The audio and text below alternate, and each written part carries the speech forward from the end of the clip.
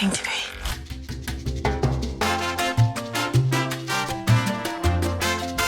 Hey guys, welcome back to Movie Reviews.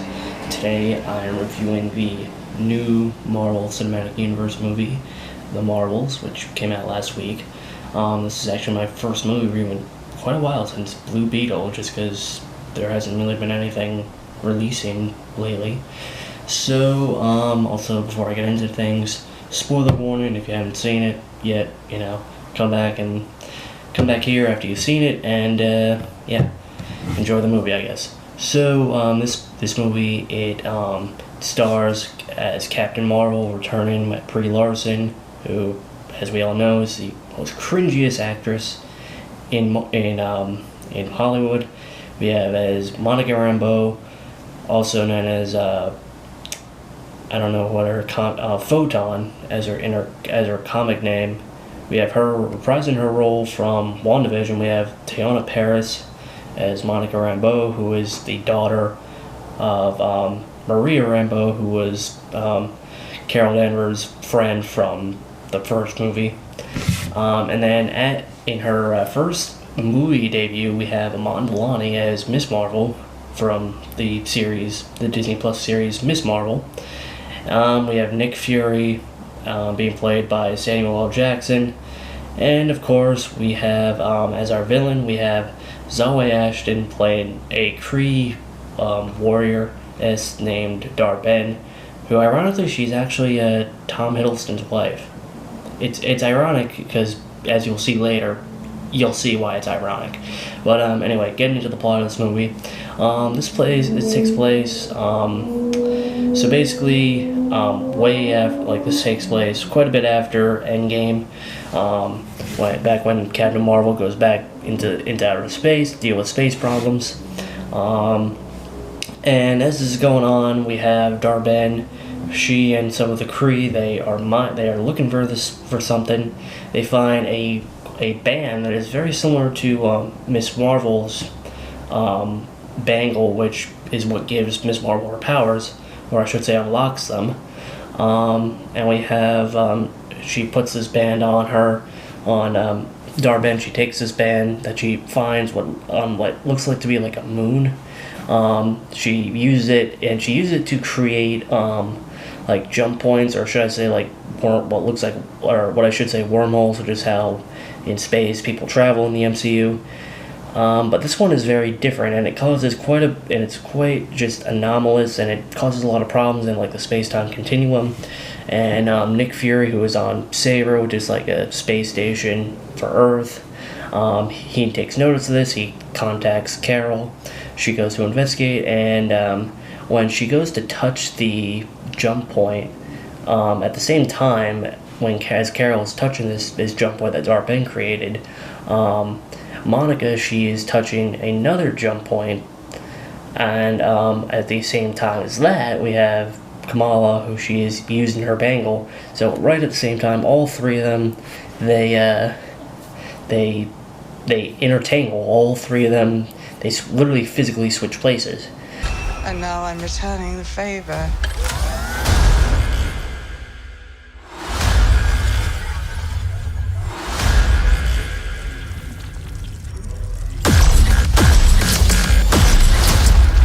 We have Carol ended up right where Kamala is. We have Monica ending up right where Carol was, and we have Kamala ending up right where Monica is in outer space, and she meets Nick Fury.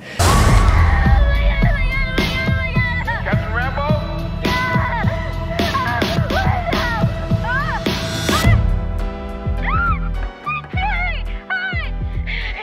Is this an Avengers test? So as this is all happening, we have literally all three of these women switching places whenever they use their powers. Also, as a result, they're fighting the Kree, a bunch of Kree guys that Carol was fighting. All three of them are just fighting and being teleported, and also as a result, the Kamala's family's house gets destroyed. So after all this crazy switchiness, Monica and Nick and Fury, they go down to the con house, and they try to just introduce themselves and try to figure out what's going on. And this ends up in all three of these all three of these women going off to solve this mystery of what's going on, why are they switching places, while the Kamala's family, with their house being destroyed, they end up going to save her. Why they do this, I don't know, but yeah. So, the first place that they go, the three Marvels, as Kamala nicknames them, they go to the Skrull colony of Tarnox, and they go there to, as this is going on, Dar-Benn, she uses the band, as she calls it, or as they actually are called, the Quantum Bands, to basically strip the planet of its atmosphere and bring it back to her home planet of Hala, which really is not looking too good. Like, it literally looks like an apocalypse is taking place on Hala, which, yeah, like, that's basically what Dar-Benn's trying to do. She's basically trying to make her own planet and her people, like, have a better existence. So the Marvels, they try to evacuate the Skrulls since literally their atmosphere is being stripped away from them. They get everyone that they can, and along with their switchiness, a whole lot of stuff happens. And finally, after they help a good number of the Skrulls off their planet, that Carol, she has Valkyrie, Tessa Thompson's character Valkyrie take the Skrulls to New Asgard. So cameo from Valkyrie, I guess. That was okay, I guess. Oh my God, who the hell cares? So then they truly try to bond and, truly get their powers together. Like, they truly try to, I guess, be able to use the switchiness to their advantage. And also, as a result, they see a flashback of right when before Monica's mom died. They see that Carol actually came back to Earth to see her, and yeah. So then the three Marvels, they deduce that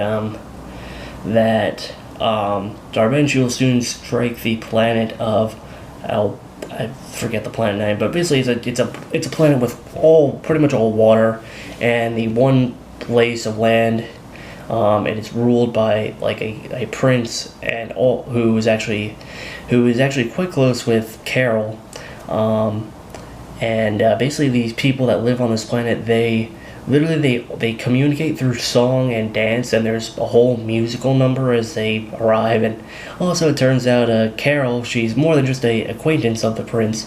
She is his princess, his wife, and that she married him just for diplomacy. That was weird when that happened, but it is what it is. So they go there, and just right then, Dar-Benn, she arrives there and steals the water from this planet and fills it, puts it on Hala. The three Marvels, they try to fight her off, but they are just barely able to escape. And right when they crash, they have to teleport, and then they crash land on another planet. That's when Carol truly kind of admits to the other two, Monica and Kamala, that all this is her fault, because back when between the events of the first and second movies, she went back to Hala to destroy the Supreme Intelligence who was in charge of the Kree Empire back in the first movie. She destroyed them, and as a result, Hala got messed up. Their sun is starting to die. The oxygen, or their atmosphere was falling apart, and as a result, there was a Kree civil war, and everything was just falling apart. And she never really went back to help the Kree. And yeah, if anything, she's kind of caused all this. So that's why Dar-Benn is so set on doing this, because she really just wants to help her people. So last but not least, Dar-Benn, she goes to Earth to try to steal our sun.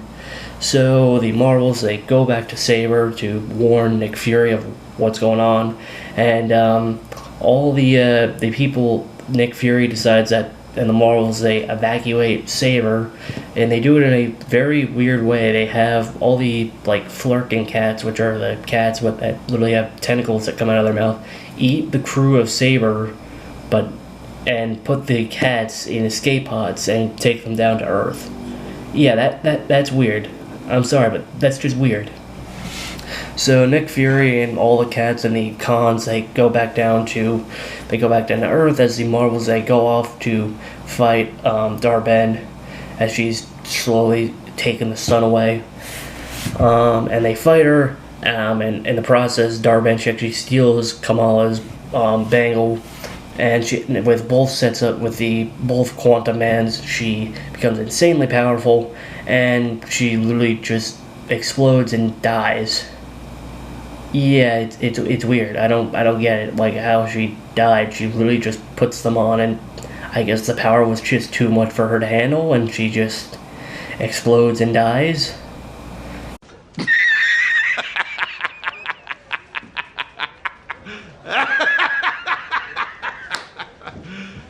You serious? I don't know. It's weird. So with Dar-Benn being dead, the sun is saved. But unfortunately, all of Dar-Benn's usage of the Quantum Mans, she tears a hole to a whole nother universe. So the Marvels really, they need to stop this, because otherwise this will lead to an incursion, and both the universes will basically just be destroyed. You know, worlds are colliding. This is not good. Worlds are colliding. George is getting upset. So what they do, Kamala and Carol, they put a whole lot of power into Monica. She flies out into the rift onto the other side, and using her power, she closes the rift, and as a result, she's trapped in this other universe. And after this, Carol, she goes off to Hala to basically restart the sun of Hala to basically make life better for the Kree, while Kamala, she goes back to Earth, and using a little bit of help from Nick Fury, she goes to recruit some other young Avengers. She goes to meet Kate Bishop, who is Hawkeye, the new Hawkeye from the Hawkeye series, and they also mentioned that Scott Lang has a daughter. So yeah, I guess this means the Young Avengers are forming. Hooray! I guess, you know, you better, Marvel, if you ever see this, you better do them right. Like, do them right. Don't make them bad. So and as well, the end credit scene, or I should say mid credit scene, it is quite interesting. It basically it shows Monica waking up in this alternate universe, and in this universe her mom is alive, but she doesn't recognize her, so implying that in this universe her mom never had a daughter. And as well, she also wakes up in the X-Men mansion with the Beast being played by Kelsey Grammer from some of the X-Men movies, and yeah. So the X-Men are here in this alternate universe. Yeah. So that's pretty much the plot in a nutshell. All in all, this movie, it had so many problems. Looks. Oh God! Oh my God! Oh my God!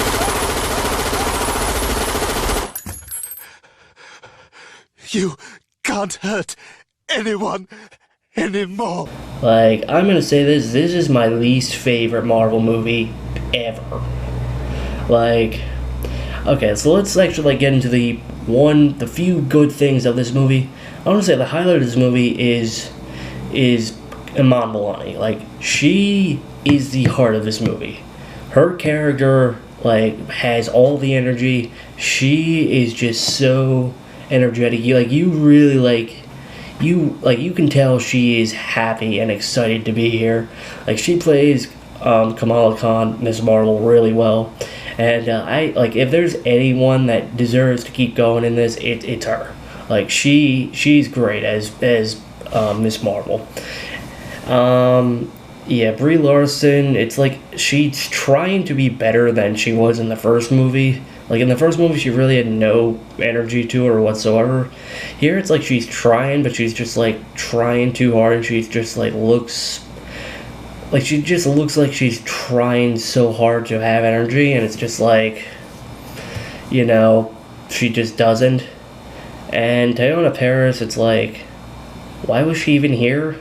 Like it just felt like her character, the only reason her character was even here was just so that the movie could have that mid-credit scene, which honestly it feels like this movie does not deserve that great mid-credit scene. Like, this mid-credit scene is too good for this crappy movie. Although the person I really feel bad for the most is Samuel L. Jackson as Nick Fury. Like, he did good for his scene, but it's like he was barely in this movie. Like, I think at most, like, this movie was maybe like an hour and a half long, but it's like he was in this movie for like maybe 5 minutes. Like, he did not do anything in this movie. Like, I don't know why he was even in it, to be honest. And as for Zoe Ashton as Dar-Benn, she's just boring. Like, this villain was not that exciting. Like, she was really powerful, but it's like she wasn't that interesting of a villain. Like, I don't know what it is with Kree villains, they're just not that good. Like, I mean, the only other Kree villain that we had was Ronin, but it's like, he was okay, but just not, he wasn't that good. Like I think Ronin's main highlight was when he actually questioned, in Guardians of the Galaxy, the first one, when he questioned Star-Lord's sanity when, you know, he was about to destroy Xandar, and Star-Lord just initiated the dance-off.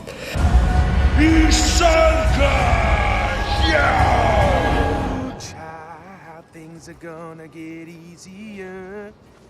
Ooh, child, things will get brighter. Listen to these words. Ooh, child, things are gonna get easier. Ooh, child, things will get brighter. Now bring it down hard. Someday, put it together. What are you doing? Dance off, bro. Me and you. But it's like, you know, it's just like what I'm trying to say is Dar-Benn is basically all of Ronin's bad qualities, but worse. And it's like she doesn't improve whatsoever. And it's really ironic because Zoe Ashton, she's Tom Hiddleston's wife, or I think fiance, or one of those two. And it's ironic that she's in easily the worst thing Marvel has made ever, and, you know, he's in Loki, the, like, what is easily one of the best things Marvel has made, not just recently, but, like, ever. Like, Loki's amazing. Like, watch season 1 and 2. Like, if there's anything post Endgame that you should watch, it's Loki.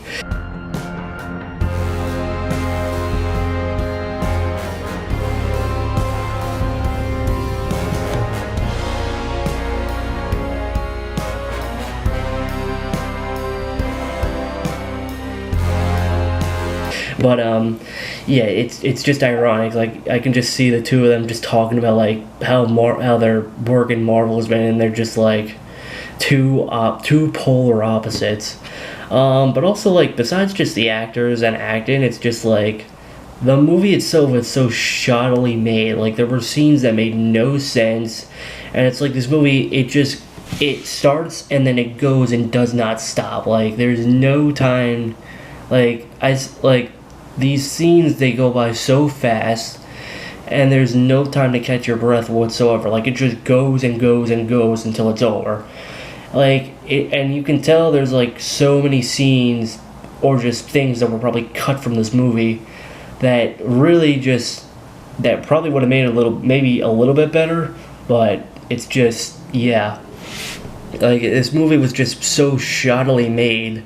Like, it truly, like, and I mean, also just rumors that, like, you've heard, and maybe, like, just people have heard that, like, in the making of this movie, there's a whole lot of drama with the director and other things, but I don't know.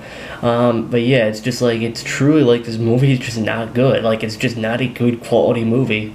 Like, you know, it's not for the same reasons that the first one was bad, where it was just, like, the first one, it was just really woke identity politics, whereas this one is just like, it's just a shoddy movie. Like, it's not good. Like, the scenes are messy and, like, really poorly put together. The acting's not that good. And it's just like, the story's not that interesting. Like, You know, you don't really feel for most of these characters. And yeah, like all in all, I'm gonna give this movie I'm gonna give this an F. Like, it's just not a good movie.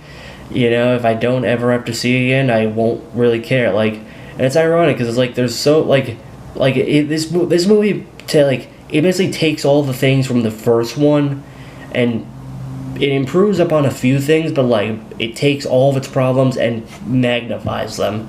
Like, it's not good. Whereas this movie, it's like I hate this movie beyond anything, and it's like there's no redeeming qualities of this movie.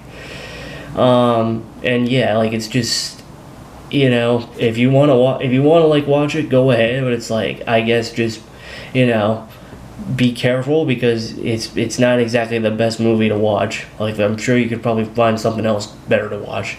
And there's a reason why it's literally like bombing at the box office as well. So, yeah. Let's get into what movie I'll be reviewing next. It's actually based off a true story and a real person. It's something of a documentary style movie. And it stars quite a famous actor who played the Joker, and well, still is continuing to play the Joker. Here's the trailer.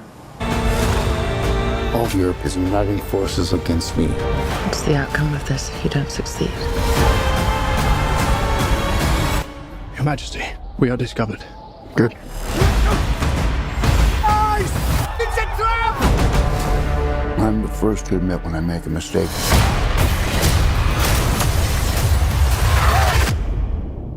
I simply never do.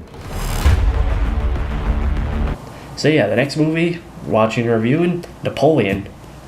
We'll be seeing how Joaquin Phoenix goes from playing the Joker to playing the French dictator who tried to conquer Europe. Anyway, y'all, if you liked this video, like, share, and subscribe, and I'll see y'all next time. Goodbye. And also, happy Thanksgiving to everyone here in the U.S. It's over.